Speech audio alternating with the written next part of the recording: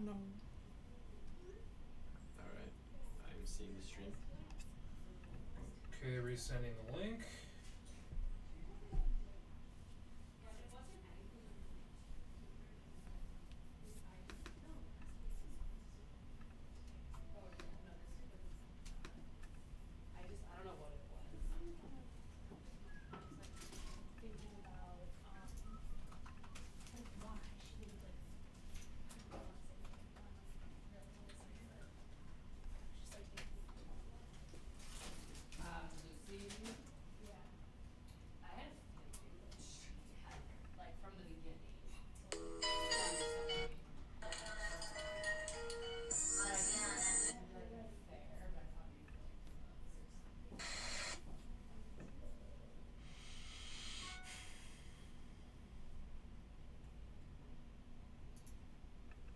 You guys ready to go?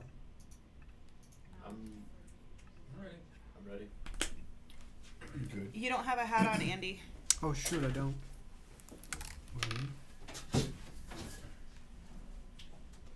Look, everybody. Should give me something to drink. Oh. I'm gonna have to let you know you're gonna have to put like a little table or something down here or something so that you can put drinks. Ooh. That's a good Who's idea. that? Who's I'll Paul? accept that. Which one do I have? I'll accept that. Little cubby The thing. white snappers? Little cubby? Yeah. It's the white snappers. No, Chair, snappers, little just Just the snappers. snappers. Coasters. Cup holder down the bottom. That's all you guys. Are we live? We're live. Yes. You wanna do a Do you want me to pull the rundown? Or no, you have it. I have the rundown. I think she has my old computer. I'm so Is this sorry. the comment stream? Huh? I think you have my Right old here. computer. Okay. What's wrong with it? Nothing. Alright, should we go ahead and start? Do it. Do we have a name for the show yet?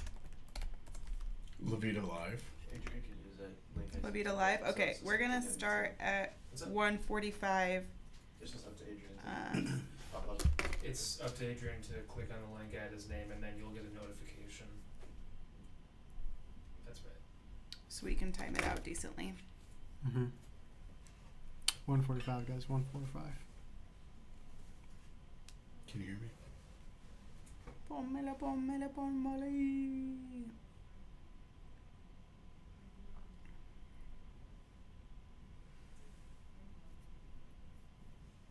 Ten seconds. Do it. Give us a 5, 4. 5, 4, 3. Hey everyone, welcome to La Vida Live. I'm your host, Sierra Santos, but I'm joined by my other hosts. You guys are hosts. You're not I guess. sidekicks. Yeah, I mean, I'm definitely the sidekick for sure. No, you're not. Andy, don't sell yourself short. Tell them who you are and what you do. All right.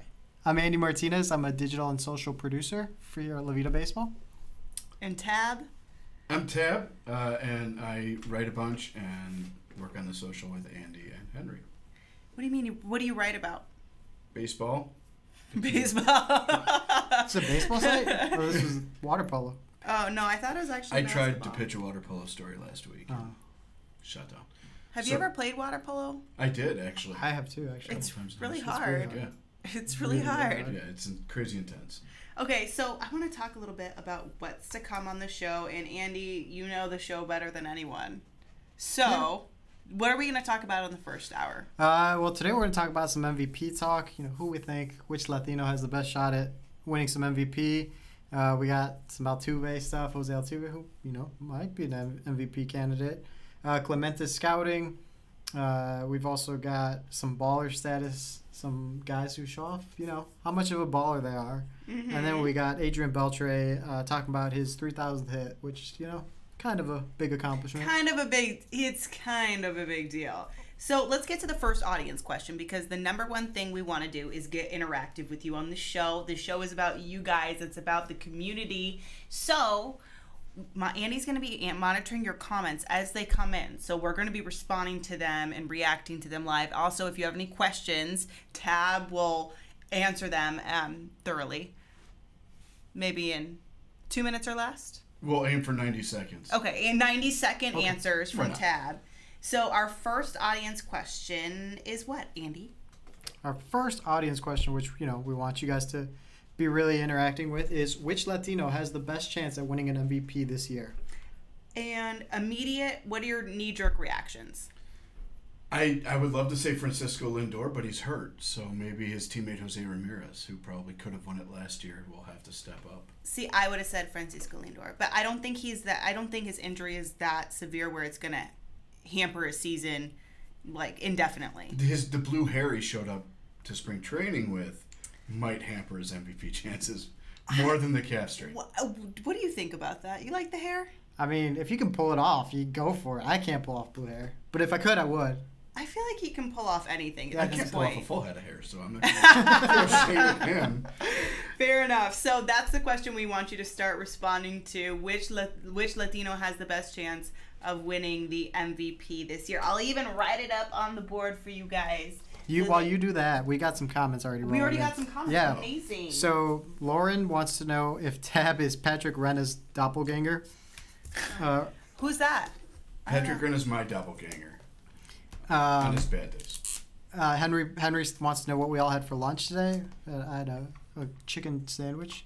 I had a baked potato that was the size of an NFL football, and I'm regretting that now.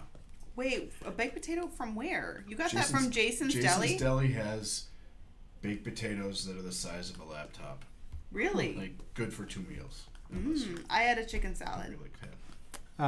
Henry says Sergio Romo for his MVP. Oh, okay. Very, very optimistic. That's a long Opening shot. the comments strong. That's a long shot. Lauren says Javi, which Oi, I would assume is Javi Baez. Yeah, okay. Yeah, and then Adrian says Jose Altuve for MVP. That's a good choice. Oh. I think very, very solid hitter. Okay, so one of the things that we got to talk about right off the bat is the hat you're wearing. Because you say you can't pull off blue hair, but you can apparently pull off this hat. Is that a turtle? It's a snapper. Well, yeah, I guess it's a turtle, but it's Beloit Snappers, the Class A affiliate of Beloit? Beloit, Wisconsin. Okay. Like, by Rockford. Fabulous. Can we Beloit, can we Wisconsin. pull this up to the camera? Tab. Will you do the honors? It's a little snapper turtle. There you go. It's a Little mean-looking turtle. I will say snapper that for turtle. sure. Well, okay. So where did you get this from? Did you actually go to Wisconsin? Beloit, Wisconsin. So I drove to the Wisconsin Dells on a vacation once and drove through Beloit on the way back. Okay. And I figured, what the heck? Picked up a hat there. And, it was I think it was a solid investment. I think it's a good looking lid. It is. I It like is a it. good It's a looking lid. good looking lid. Well, when you have a good looking prop to put it on, know. anyway, so okay, so talking about AAA, you have a photo that you found for us, Yep. and somebody said that Altuve was going to win the MVP this year. Yep. So let's go, hop in a little time capsule Yeah. and go back and take a look at this photo, and Okay. you can explain it for everyone. Yeah, for sure.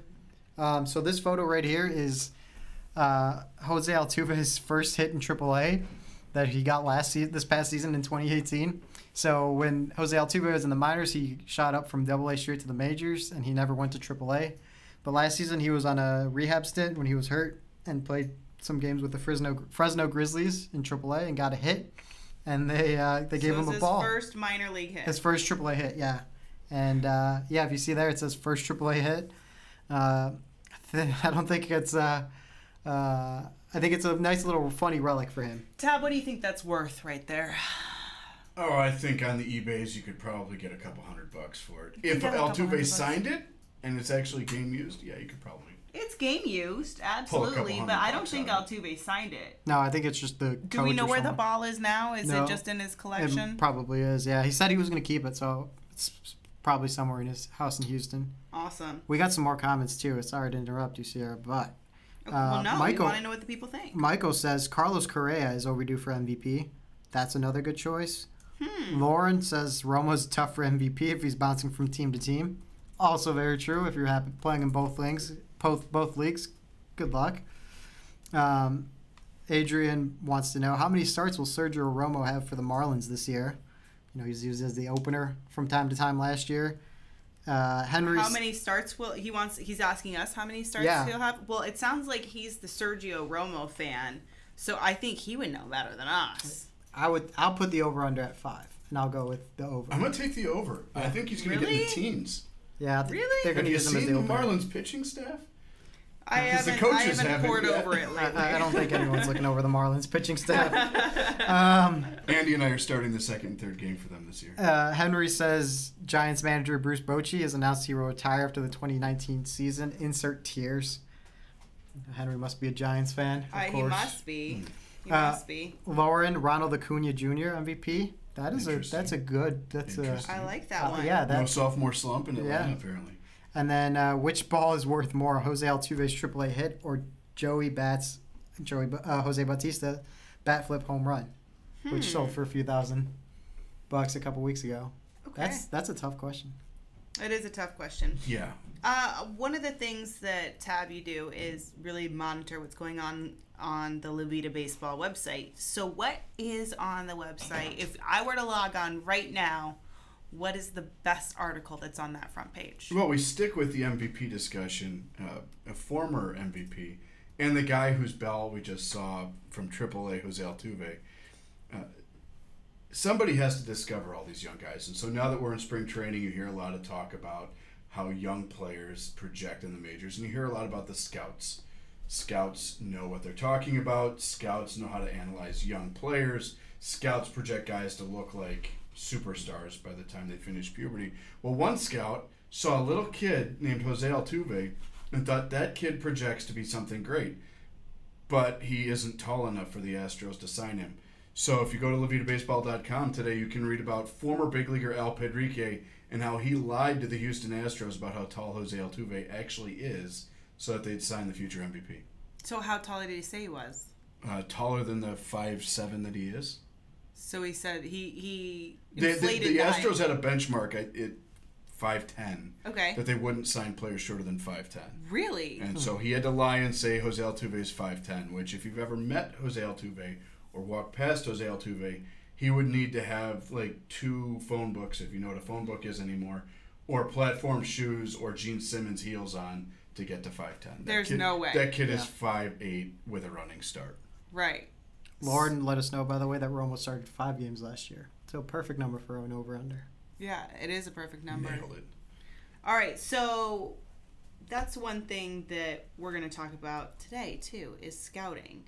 And, Andy, I'll have you kind of intro this video that we have from one of our favorite players of all time, Roberto Clemente. Yeah, so every player gets scouted, like Tab mentions. A scout named Al Campanis found an 18-year-old player in Puerto Rico who he thought might be a decent player, and I think he turned out to be quite decent. You turned it out right.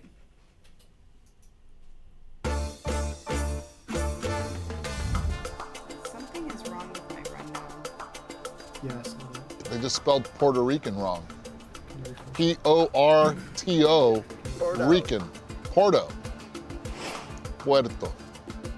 Rican.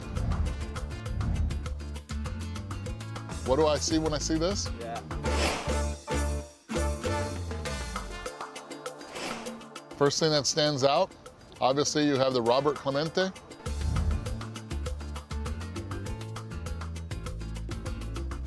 Good arm, good carry. A plus on the arm. A plus, A on the fielding. They missed the plus on that part. A on the hitting. This does not look like my report card. Accuracy, reaction, power, base running, all A's.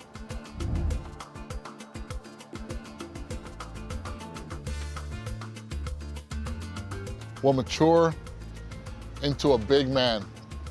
They were wrong. Matured into a great man. What stood out to you the most about that scouting report? I mean, I think that if you know Al Campanis was a scout for the Dodgers, I think the tough thing is the reality for Dodgers fans that they actually signed Roberto Clemente and then lost him for nothing in the Rule 5 draft. So I think the scout knew what he was talking about, but whoever was The organization whoever was didn't. putting the major league roster together didn't have enough space for maybe the best right fielder of all time. But I mean, how much were scouting reports valued then? Either like I think Right. they got tossed out to the wayside when they were looking at the bigger picture. Well, the Dodgers were pretty good back then, so they might have legitimately had too many players in front of him. But it's still hard to stomach the reality that you lost a guy like him for nothing. Michael wants to know what the hell is the Rule 5 draft? You want to explain it? Sure, the Rule 5 draft in Major League Baseball, Major League teams can only hold on to a player's rights for a certain amount of time. And if they don't get to the majors, then they just kind of become available to everyone. And so at the winter meetings each year, teams can poach players off of other teams. The Rule 5 draft has evolved over the years, and back when Roberto Clemente was selected, it was really more a situation of if you were a certain age and you had not found your way into the majors yet, other teams could come and poach you and offer you a contract. And so the Pittsburgh Pirates took advantage of a loophole and went and grabbed Roberto Clemente out of the Dodgers organization. That still exists though. It Yeah. does. So I mean, it's not something that is an archaic type of loophole. I mean, It keeps players from keeps teams from stockpiling prospects in the minors. exactly. Yeah. And it's a good way for some guys to get a chance, and teams that maybe have struggled to sign international free agents to go get talented players who, if you're in Chicago and they've got Chris Bryant at third base, it's hard to see. Or if you're in Houston and you've got a couple good young middle infielders and you've got Altuve and Correa locked up for a long time, it's hard to see him getting up to the big league level. And if they can't find a way to trade him, somebody could just come and take him for nothing. Yeah. Some more comments. Lauren says Clemente also couldn't hit a curveball in the minors, and the Dodgers had several players ahead of him. Adrian says Clemente sent to Montreal by the Brooklyn Dodgers, 18 years old and in a foreign land. That's also very tough, going to the French-speaking part of 100%. Canada, which is it's difficult enough coming here, but then to somewhere where they speak French, it's got to be even tougher. You know what's crazy is that I think we're about to get a call too from a guy named Adrian. It's kind of a coincidence. Are we? I hope so. That's it. Our director says that he hopes so. So hopefully, Adrian, if you're out there, if you're watching, we want to hear from you. Yeah. So one of the things that is frustrating too for people who are watching, like let's say for example, a guy's in the minor leagues and you really want to see him come up. Name one that you would like to see come up that maybe won't come up right away. Vlad Guerrero Jr. certainly comes to mind. Eloy Jimenez certainly comes to mind. This is not related to the Rule 5, but what's most frustrating for you when you see that happen? The fact that as a fan, if you're going to a game, you could be watching these talents that are very good, but you can't see them because of a rule. You have to wait. They've got to be playing in Charlotte or Buffalo or somewhere. But apparently you get out there. Well, This is true. it's true. But I don't get out for the games. I get out for the gear. Well, and the hard thing, too, when you look at baseball is it's such a sport that's driven by history and driven by numbers. And these guys all have to wait, whatever it is, 3 or 4 weeks to come up. And so they're not getting a full rookie season in the majors. So you don't know if Ronald Acuna or Juan Soto could have caught Mark McGuire's record for home runs by a rookie Right. or something like that because they spend the first month in double or triple A. Lauren says, what happened to the Pirates organization? Reality. Michael says that many of the Dodgers front office went to San Francisco and they almost had Clemente. He said would have been Mays and Clemente in the outfield. Willie Mays and They played together in the Winter Leagues. Yeah, in Puerto Rico. That would have been a great outfield to Scary. to see. Henry is clearly a Giants fan. He said Giants, Giants, Giants, all in exclamation points. He's I excited wanna- about that, apparently. I want to know what What if it means Henry's the New York predictions Giants? are for the Giants this year. Early predictions. Yeah, Do well, you have any? Henry, they won't be good. Tab? I think they're going to get sent out and not make it past the first round of the AAA playoffs this year. The AAA playoffs.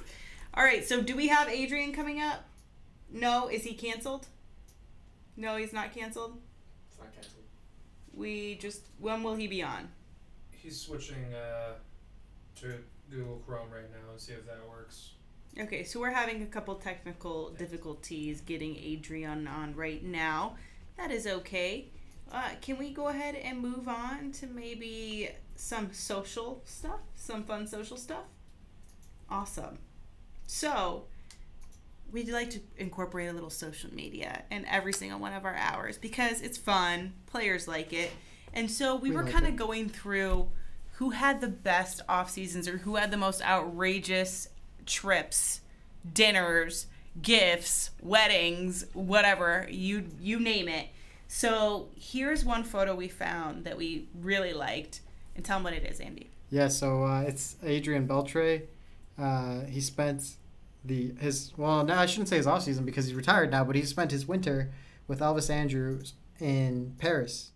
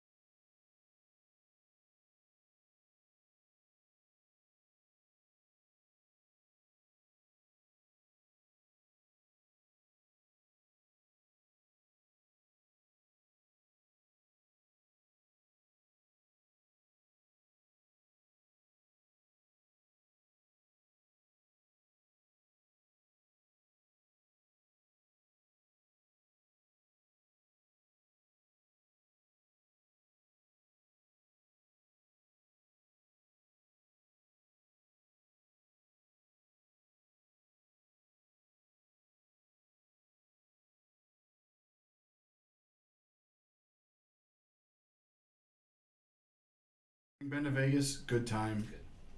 Might not be back. Was that a mandate from the wifey? It maybe. Yeah, maybe. Yeah. It's okay.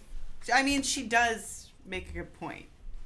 She makes a great point. So I prefer paying my mortgage over Vegas. Yeah. Really.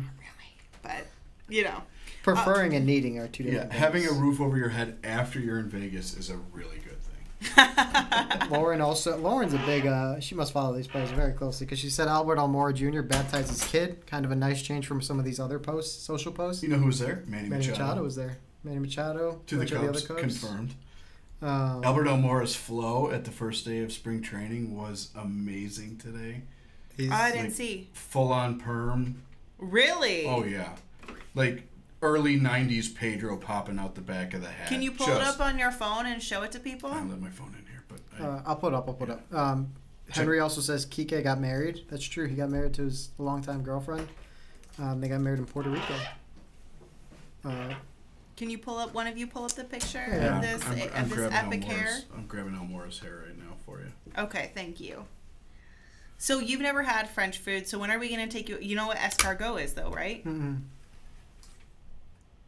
Oh, see, I thought you blew that way out of proportion.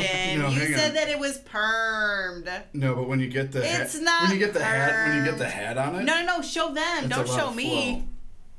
flow. Oh my God! Did you just break your computer? You No, just I think you did. broke your little tablet right off. Bosses aren't going to be happy. Albert Almora. Oh, hey, look at you popping up. It's a touch screen too, so that's the fun part. There's Albert Almora's flow. I love you, Albert Almora, because you put that under a hat somehow. It's not that much hair.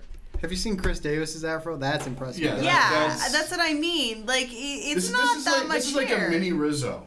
It could be- When Anthony Rizzo lets it go, it's pretty. Henry says he's not a Dodgers fan. He just heard it in passing. Oh, okay, sure. Very defensive about that. Fair enough.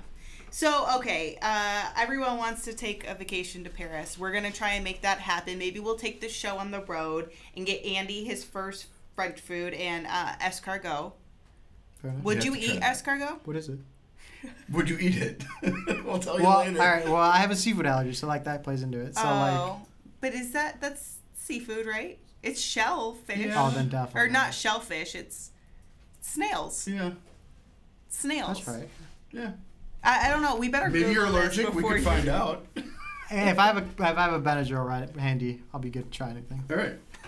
So, one of the Breaking the set over here. There we go. another reason why we love Adrian Beltre is because of this video right here. Gabe, do we have it queued up yet? This is part of his series where we ask players about slang from their own countries, right? And all their answers are so incredible because something in one country could mean something completely different Oh yeah. and offensive in another. My favorite Dominican word is pendejo because in Dominican means you scare, but then in other like Mexico and other country is like you're dumb. So when I use it, they don't know exactly which way I'm using it. Like I can say to my kid, why are you so afraid? Say, ¿por qué eres tan pendejo? Meaning like he is afraid of something. You know, if you're afraid of the ball or whatever. And well, my wife is Mexican, so in Mexico, if I said, you know, ¿por qué tan pendejo? It means like, why are you so dumb? Why are you so stupid? So you know, it's just like I'm saying it, but they don't know exactly which way I mean it. I don't know about you guys, but I would never use that word to describe my children. No. When I first saw that video, I was dying laughing because like my gut instinct, being raised Mexican, was like, oh my god, I can't believe he's saying that. I can't believe he's saying that because it's so. He's saying it so casually like too. It's, like if it's any other word, and I'm like, Like, hey, I call my kids this. yeah, really it's cool. like, that was the most shocking part to me, and it was like, but that's what I loved about it is I learned that in the Dominican it means completely something different than it does in Mexico. Absolutely. So, do you know what pendejo means? I have a fairly good idea. It basically It means means you're dumb, right? No. It means like you're a jackwagon, but not so kindly, right? Yes, yes. So Lauren says, I thought pendejo was something worse. it is. It way is something worse. worse. Much worse than you're dumb. But the thing is, I have a fair good amount of interaction with Dominicans, and I've never heard them use that word Maybe that it's way. like a specific region. Maybe it That's the has only to thing be. I can think of. Will, Yeah, will you Google what region he is from? sure. Because I really want to know now. Yeah, we have some other comments too. Adrian Beltre is from Santo Domingo. See, no, I think that is not. I don't know. I'm gonna have to fact check this Okay. because I'm a little bit on the fence at this one. I don't know if I agree with him completely because if I say pendejo to some of my friends that are from Santo Domingo, they would give me the side eye. Yeah, for for sure. For sure. So one of the things we were talking about was Clemente's scouting report, and there is no better person in the world to talk about this scouting report than our very own profe. His name is Adrian. Can we bring him on right now? Is he ready to go? Adrian, can you hear us? There he is. Hello. I can hear you. We can hear you too. Good. Hi, Adrian. How's Wow. it going, Adrian? We're not Listen. mad at you at all for being a little late to the party. It's okay. computer issues, professors and computers. Technology. Do you run like the old school slideshows during your lectures? You mean PowerPoint? Yes. No, I'm talking about the ones with the Overhead the projector. drop the overhead projector. Oh, no. Yes. No, Yeah, sure. I'm late You've got 20th an overhead century. Projector. I'm late 20th century, Hashtag not chalkboard. mid-century. Lauren says score 1 for El Profe. All right, Finally. so Adrian, can you describe for our audience what you do, how you're involved with La Vida Baseball, and your big boo job? Yeah, editor at large of La Vida Baseball, and write, consult on ideas. We talk about everything on La Vida. We love meetings, and we love trying to get the best content out. And so, I've been writing on Latinos in baseball, and La Vida has been just a perfect spot to kind of really get these history out, get the contemporary culture stuff out. And what a great spot to be in, to be able to talk about baseball now and then. But we call you El Profe. Why? I'm a professor at the University of Illinois. I teach U.S. There it history, is. Latino history, and sport history. So, profe. And he's a really tough grader as well.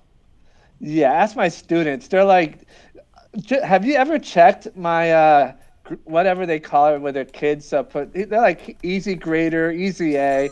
I don't know what the deal is. El Profe's Yelp reviews are over the top.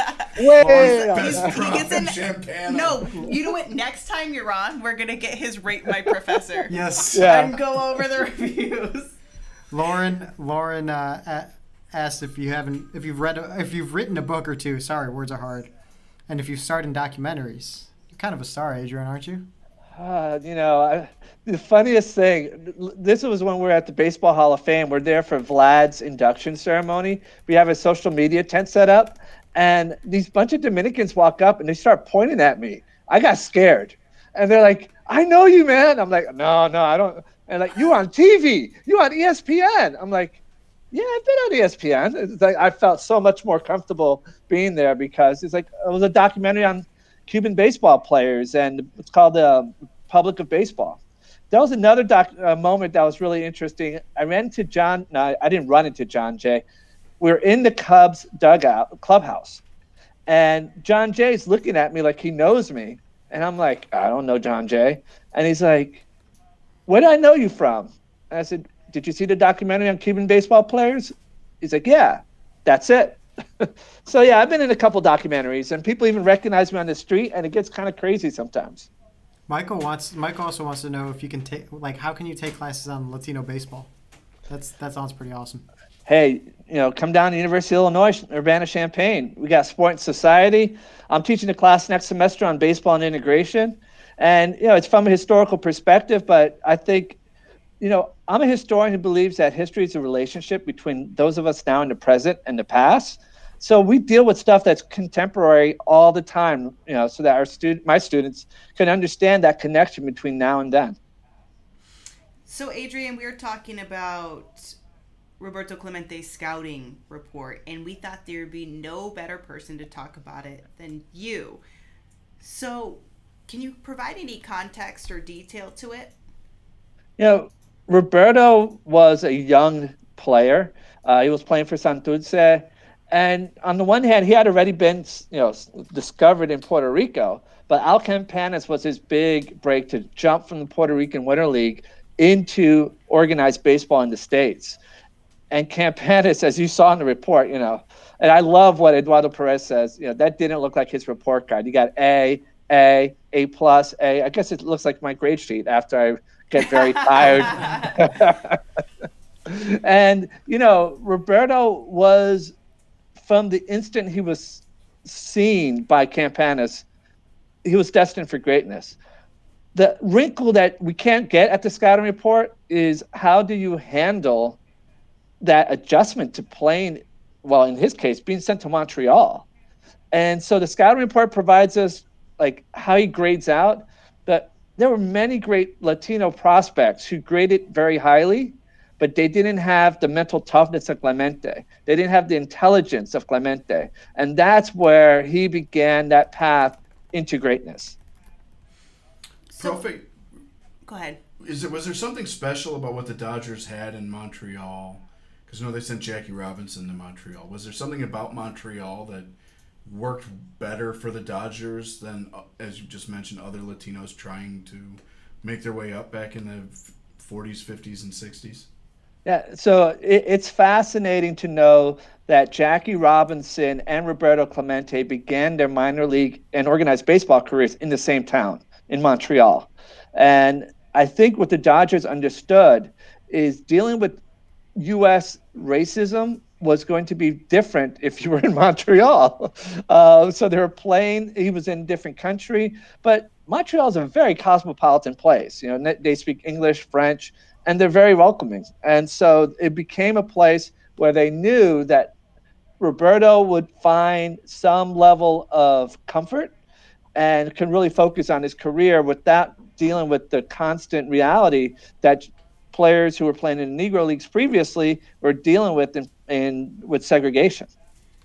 There's a few comments, Profe, for you.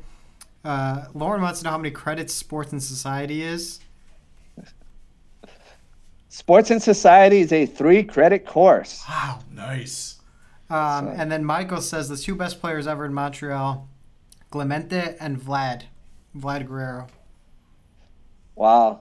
So, are you saying? I guess Mike didn't like Robinson his first year in Montreal, but no, Vlad in Montreal again.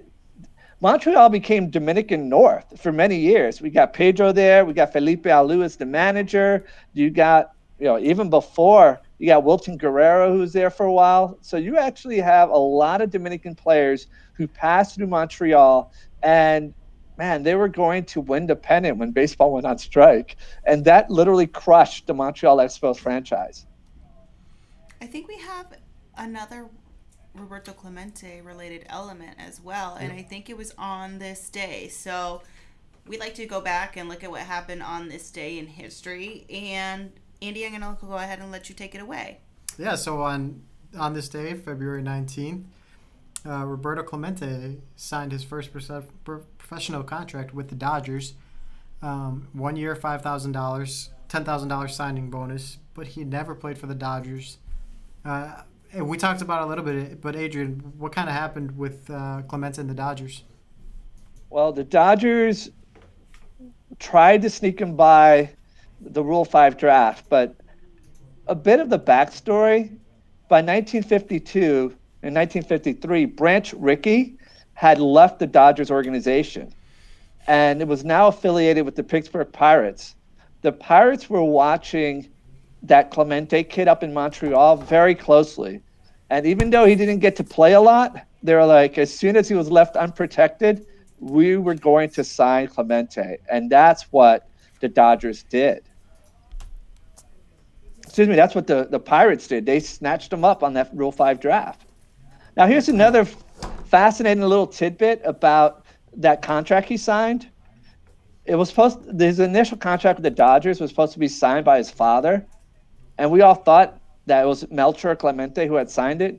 It was actually Clemente's brother who signed that contract as the father. And what kind of an impact did his brother have in his life? Well, Martino Clemente, that's how he's called in Puerto Rico. He taught Roberto how to play baseball. Melchor Clemente didn't know anything about baseball. It was big brother, Martino Clemente, who was the one throwing the ball around with Roberto. And then Martino Clemente was also playing professional baseball in Puerto Rico. And you would have Roberto chasing him around the ballpark and watching his big brother play. And that's what inspired him to become a ball player. Profe, has any right fielder since Clemente had an arm that comes close to what Moman had? Watching Vlad Guerrero throw from right field in Montreal, that was an arm. And it was those beeline throws like Roberto. So, this is what Felipe Alou remembered, seeing that kind of throw. And that's I think, the guy who best resembled Clemente in right field in terms of that throwing arm. Just powerful arm. All right, Adrian. So our audience question of the day is which here we Latino go. has the best chance of winning the MVP this year? So we're going to turn it on you. We're going to put you on the spot. Who do you think has the best chance of winning the MVP and why? Well, I know who it's not going to be right now. It's not going to be Manny Machado because he hasn't even been signed yet. Good answer. I love it. I think Jose Altuve is really primed to lead the Astros again. And Correa's going to be bouncing back, but it's really on Altuve's shoulder for set the offense. And I think he's got a really good shot to be MVP in the American League. And that's actually how we got to this topic of Clemente's scouting report, is because Altuve's scouting report, there was a minor embellishment about his height. That's probably not the first time that's happened, though, is it, Profe? Oh, absolutely not. Scouting reports can be full of inaccuracies, and even Clemente's with the Puerto Rico, instead of Puerto Rico. So yeah, but Altuve's story is fascinating because of Pedrique messing with the height of Altuve. And can we imagine the Astros without an Altuve and that player being bypassed because he was too short? I mean, this is why I love baseball. You could be 5'4", 5'5", and be an MVP in the major leagues. Who's awesome? That hasn't happened in the NFL, the NBA, or the NHL. But MLB, well, that's where you'll see it. Gives us hope as Latinos. All the little folks out there. Represent. Guys. Yeah, Andy's raising his hand right now. You're our MVP. Don't you worry about it, Andy. It's all good. Thanks. So, what are you working on right now, writing-wise? What can we look forward to? Well, right now, we went to Puerto Rico a couple weeks back. And yeah, I writing was there. Yeah. It was a hot minute, right? No, it was a heavy week. It feels like it was longer, though, doesn't it, Adrian? It feels like a while ago. And I don't know if that's because it's been so cold. Exactly. You took it right out of my mouth. When it gets this cold, Puerto Rico seems farther and farther away. Profe, Michael wants to know how scouts from America judge a player from a different culture. It's not part of the scouting report. Typically, like, how will they handle the mental adjustment? They're looking at speed. They're looking at arm. They're looking at how they, run on the field. But baseball IQ tends not to be a major part of scouting reports, particularly in Latin America, because it gets scouted so young. It's different when you're scouting a college player in the United States versus a 15, 16-year-old kid in the DR, in Venezuela. And so they're projecting a lot when it comes to those Latino prospects, hoping that a 15-year-old Miguel Tejada will eventually become a major leaguer.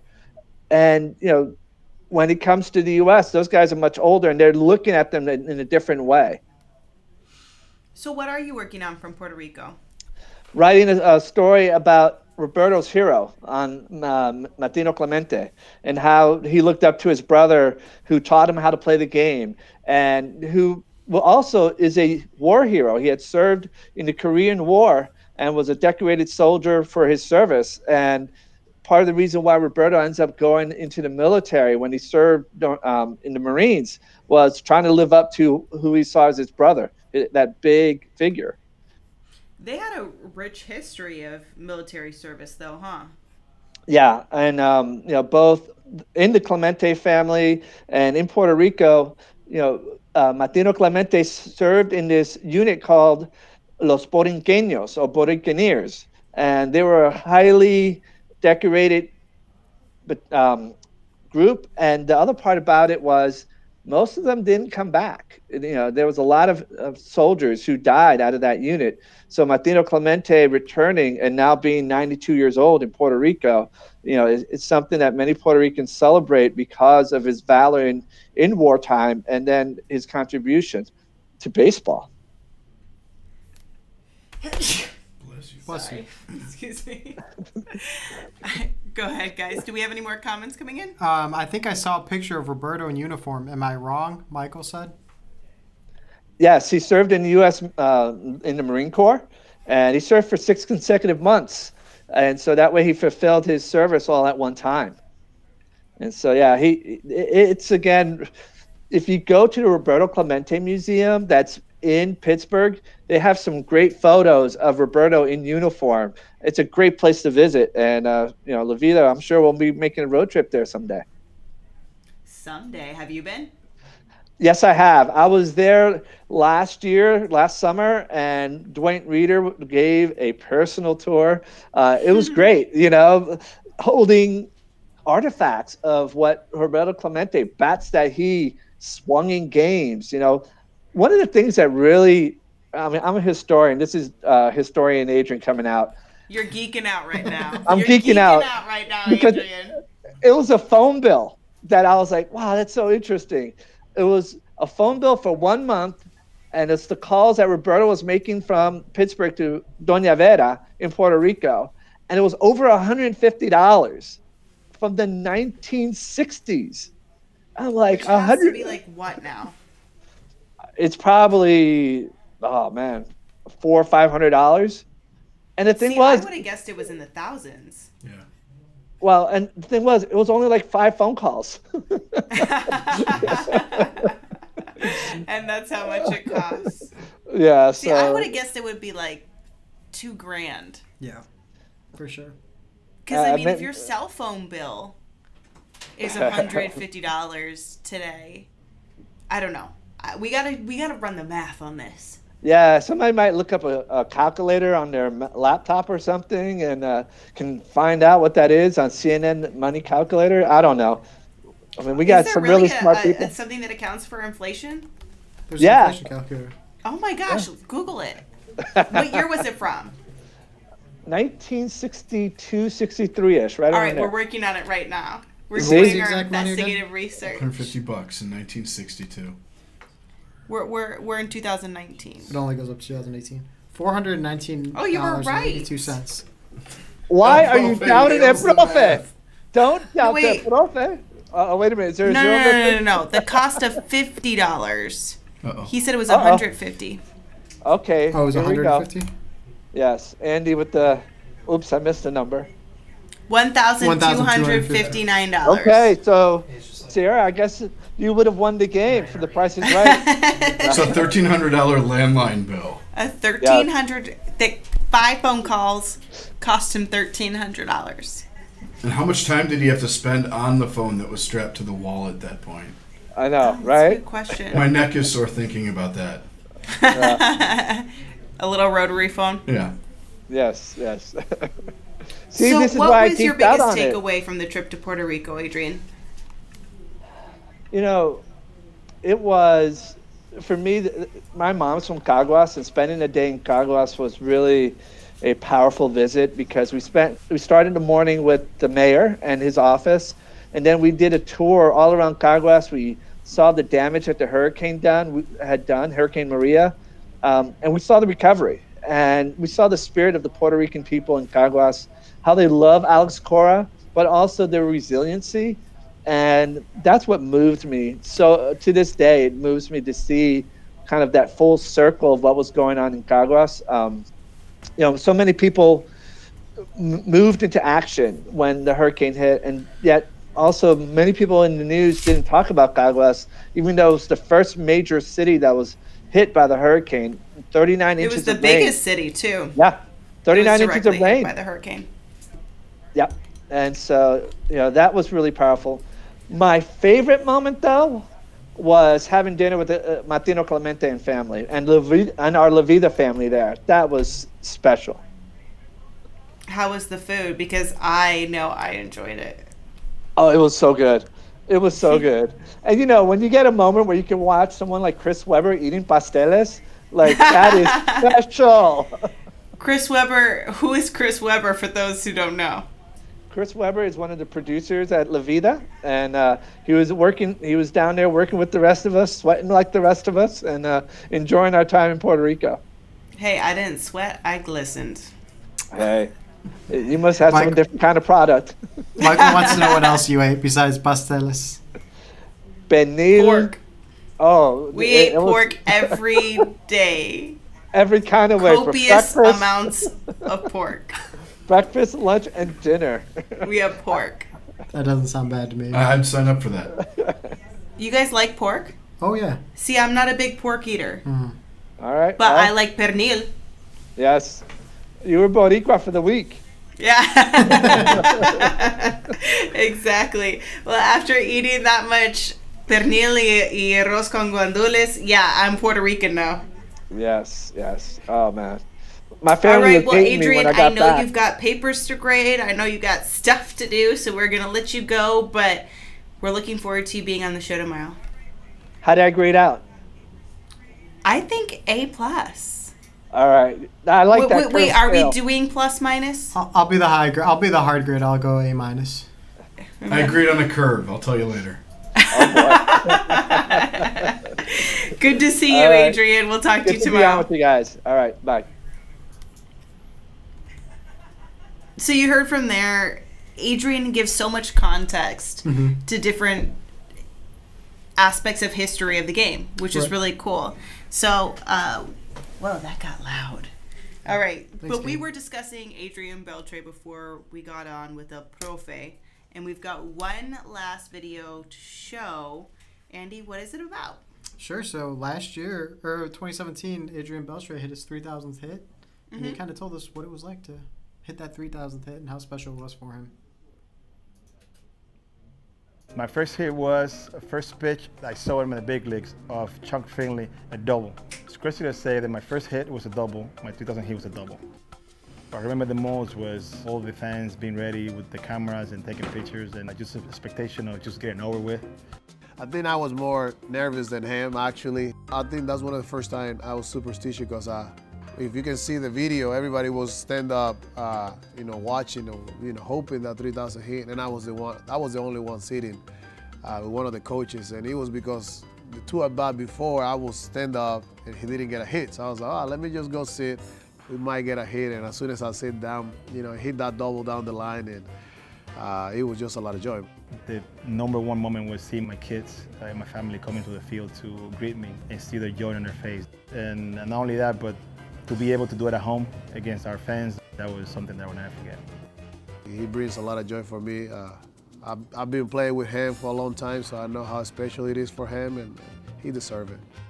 Now that I have time to think about it, the accomplishment is something that I would never take for granted. Just being able to be in I think, 31st, 32nd ever to do it. It was never in my mind to get to this milestone. I'm humble enough to know how long and how difficult it was to get here, but I always want to be hungry and accomplish more. So Beltre in there says that he never saw this moment coming, but I think a lot of other people did. Do you remember when he got his 3,000th hit? Yeah, it was actually over Hall of Fame weekend in 2017. And so while other players are being, immortalized with plaques, he reaches one of the all-time benchmarks. And so we actually had a film crew in Cooperstown, and we're able to ask some of the all-time greats for their thoughts on Adrian Beltre getting to 3,000, which was really cool because he's one of the most respected players of this generation, and he's also one of the better personalities. So he'll be missed. But I thought it was great that Elvis Andrus I love owned the that fact that he part. was superstitious and he wouldn't stand up because he stood up before and he didn't get it. That's what I love, that he was nervous for him. He was Right. secondhand nervous, Right. which if your best bud is about to accomplish something great, I can imagine that's for what the sure. sentiment will be. Like, I think Elvis Andrus is exactly how I would have been if I were him. Like, that would have been me. I would have been like, oh my God, when's he going to do it? When's he going to do it? And, like, I would have just felt nervous for him, even though Beltre clearly wasn't too nervous about it. I also love that his family was there. Yeah. And that you saw them all running out. You saw the emotion in those photos of him embracing his kids. Right. To be able to share something like that with your family, I think, is even more special than accomplishing it. Oh yeah, absolutely. As the father of 3 little boys, I live vicariously through them because they're a lot better than I ever was. But it's a totally different set of emotions now that I have my own kids. Seeing kids come out and give dad, or in some cases mom, a hug on the field or in whatever they're doing. It's really special to see that. And when you hear him talk about the fact that more than the standing ovation that went for 5 or 6 minutes, or his teammates or even the opponents all stopping to tip their cap, the fact that it was his kids that he thought about first is really special. Yeah. Any comments coming in? No, none yet. But one of the things that I love. You're like, but I got my own comments, so you guys don't want to talk about that. I got you. I think the connection between Adrian Beltre and Elvis Andrus is like one of the best friends relationship in Major League Baseball for me. One of the best parts was when Adrian Beltre announced his retirement last month or 2 months ago. It was when Adrian Beltre said in his press conference, he said, "Oh yeah, when I heard Elvis Andrus was opting into his contract, I knew I had to retire." Like that's just like the greatest sideswipe. Busting like chops all the way to the end. Yeah, all the way to the end. Very good friendship between the two of them. I'd love to see that on the field. How much do you think going to go play with your friend plays a factor when you're going to go sign? I think it's gotta. The White Sox are hoping. Yeah, the White Sox. They're banking on it. Right. But do you think that really plays a factor? Because for me, my best friend might be working at such and such company, but they're like, hey, we're going to pay you $10 an hour. But there's a company that's like, well, we want to pay you $100 an hour. And you're going to take the one that pays them more money. Sure. I think it helps because, I think for us, there's different places that we might work in Chicago or in Los Angeles. But if you're going to move your family and Los kids, Angeles, did you just throw that out there? Are you making a move soon? Ah, cool. Thanks, dude. Manny might be living in LA and commuting to San Diego. Okay, fair enough. If he's nuts and he just loves traffic. But no, I think if you're going to move your wife and kids or your family halfway across the country, there's a lot more that goes into it. And knowing what the culture is like within the organization, I think can be a big deal because it's hard for lots of us to fathom what $250 million is. No, I can't even imagine. But if it's a $10 million difference and you know that your kids are going to be in great schools and you're going to be really comfortable in the suburbs and it's never 20 degrees below zero, like it is in Chicago yesterday, I think that can be a huge deal. And Miami and San Diego have a lot to say about whether or not you'd want to live there outside of the diamond. But for so many of us, we're like, whatever, it's $10,000. What does it matter? But we are $10 million. We're like, oh, that, whatever, like just go where you really want to go. But that's $10 million. Yeah, why wouldn't you want $10 million? Are you crazy? Like, come on. Like we act like, oh, well, it shouldn't make that big. I mean, it's only $10 million. If I gave you $10, would you say no? No. Exactly. But I mean, $10 million. Yeah. And people act like, oh, that's not that big of a difference. Michael says it's $10 million.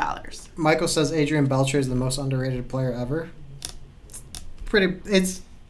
Maybe we should do a list of underrated players. I think he's very underrated for sure. I don't know if ever though. He'd be on the list for sure. Adrian says favorite Beltre moment: press conference after his 3,000th hit. I'm here so I don't get fined. Doing the Marshawn Lynch impersonation, which is smug. Yeah, very very good. Yeah, I love Adrian Beltre. He's awesome. He's so much fun. I want to ask you guys, I want to throw this out before we have to go to our next hour. Padres, as you were just mentioning, supposedly offering in the range of $240 million. I think it was up to, what, $280? That's what the rumors say. That's what the reports say. Yep. What do you think any other team that's in this Manny Machado sweepstakes should do at this point? Counter back? Move their stadium to La Jolla?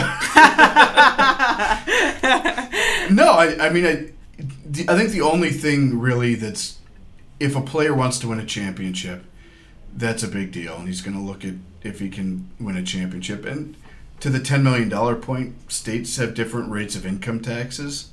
So California and Illinois are different than Texas and Florida, and so that might weigh into it. But if you've been to San Diego, it's hard to negotiate against that. It is just gorgeous, and the weather is almost perfect almost all the time. My only question is, okay, you go and play in San Diego. I feel like players that do end up signing there disappear. Yeah. They fall off the radar. I think that's why the Padres would want Manny Machado, because they've signed really good, really nice players like Eric Hosmer. But that's exactly what I mean. Look at Eric Hosmer. Even Adrian How says, much- but the Padres? Question mark. But that's what I mean. That's what I mean. It's like Eric Hosmer went to the Padres and we never heard from him again. I forgot he was on the Padres. Just saying, being bluntly honest. He didn't. That's because the my check argument cleared. to you. Yes, it's a beautiful place. San Diego's awesome. I love it. Everyone loves Gaslamp. I mean, what's there not to love about San Diego? You got the beach. You got It's in beautiful April. weather. It's like perfect all year round. But my thing is, don't you? If you're Manny Machado, don't you want that high profile team where all the eyes are going to be on you? You don't want to fall back into, the shadows. Yeah, you don't want to go back to Baltimore. No. So Yeah, I mean, not many people wanted to go to Baltimore in the last. But 10 yeah, years. that's the thing. Like, you don't want to play with no one really wants to be the face of the Padres if they're not going to be the face of MLB, which being so close to LA, they never will be. Yeah, but winning can change a lot of things, and I think everyone knows who Tony Gwynn was. And Yes. and he was the face of the Padres, and so if you win and you get the Padres on those national games and you get them into the postseason, the Padres will grow. I think the Tampa Bay Rays getting into the postseason is a good example of that, where you get to know players on those teams once they succeed. It's just whether or not he feels that a city like Chicago is going to offer him more maybe off the field financial opportunities. If the money's even and you can get more money in sponsorships in a city like Chicago, that might sway him. Okay, and if the Yankees throw out some amazing one-year deal, do you take it? I think if the Yankees had even come close to offering him a decent deal, he'd be there by now. He grew up a Yankee fan. He's always talked about But from the what Yankees. I've heard, the Yankees are holding tight, waiting for all the other offers to come out, and then they're going to take out their pocketbook. See, I would never take a 1-year deal because if you get hurt in that one season, you've cost yourself so much money because And you're if going to you get win a a smaller World contract. Series, Well, you're now a damn World if you Series do, damn champ. if you don't. Yeah. What Well- team is most ready to win the World Series out of all the Definitely the Yankees. contenders? The Yankees. Or for not sure. contenders, But but the- potential suitors. Right, the Yankees. Yeah. It would be, It's- it would yeah. be the Yankees, absolutely. If it's At least purely if- about winning, unless then the yeah. mystery team is like the Red Sox or the Cubs or the Cardinals, Which they're not. which there doesn't sound like they are. So Which we don't think that's going to happen. All right, guys. Well, I appreciate you being on for the first hour. We got a lot more coming up. In our second hour, we're going to do more fun social stuff. What are you looking forward to in the second hour? I'm looking. What are you smiling about over Well, there, by so- the way? You get a this comment? this Henry guy says Giants, like Machado is going to go to the Giants. I think he's a little optimistic. I think that all he cares about is the Giants. Yeah, I think so. I think he's the Giants homer. But we do have more fun social stuff coming up. That's always my favorite part Yeah. of the segment. And maybe some kicks of the day. Kicks of the day for sure. Some fresh shoes for sure. I'm Do you- always looking forward do to you- those. And you didn't know what KOTD was. Yeah, you I didn't. know what NKOTB is, but I'm still working. And he on doesn't KOTB. know it. And No, it's just a youngin. New Kids on the Block. Yeah. All right, well, we're going to hit the reset button. Let's get